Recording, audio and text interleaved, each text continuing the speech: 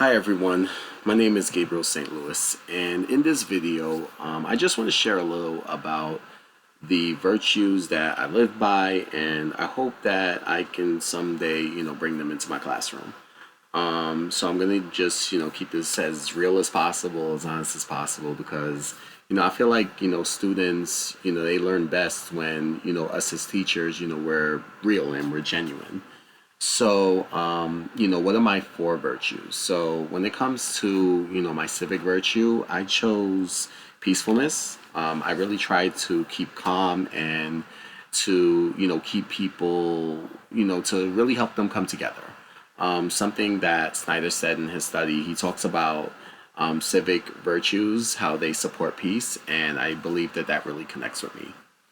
For my moral virtue, I chose, I would say, compassion. I care a lot about, people's feelings, and, I try to understand, where they're coming from and their struggles. When it comes to my performance virtue, that's perseverance. So even though, things may get tough, usually I think it's best to, to just try to just push forward. And for my intellectual virtue, I chose, curiosity. So, I really love to learn, and, I love asking questions. In Zerapin et al.'s study, they talk about the importance of, true intellectual virtue, and that's actually wanting to, understand things. So I believe that that really fits. So how can these virtues, help create an inclusive classroom? I think that, these virtues can help me to build a really welcoming space. When you talk about peacefulness, that can, really keep the room calm. Compassion can, help me to notice when, a student needs, some support.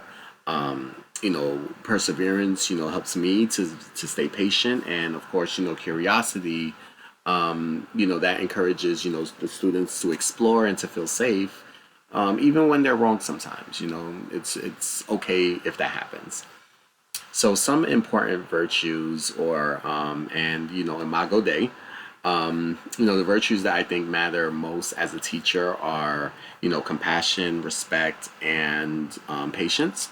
I think that they match, the idea of Imago Dei, which reminds me that, every student has God-given worth and potential. That's something that, Sinessa mentioned in their, in her study. When I practice, compassion and respect, I'm showing students that, that they matter. Now, what does character formation means to me? What does that mean to me? I think that, to me, character formation means, helping students grow into kinder, stronger people. In Paul's study, Paul explains that character is really built through habits, and to me that makes a lot of sense. Little daily choices, it tends to add up. Kyriakos and Gina, in their study, they showed that activities like poetry, that can help students grow in character, and that really does inspire me, to use some creative activities as well. So, speaking of strategies, some strategies I'll use, I plan to model some virtues, because I believe that, students can learn from what I do. Using creative reflection, maybe, doing like a quick, journal piece, or a poetry entry, since, that can, support character growth. Then, of course, maybe building some habits, like, greeting each other every day, maybe do a dab to say hello, just something like that. Just something that can, shape, just habits that could, shape, virtue. So to bring this to a close, when I think about, resources for my own growth, I'll keep, learning from, just character education research, from, maybe some peace building work, something that Snyder had mentioned, and even from studies showing how, important virtues are, even in workplaces.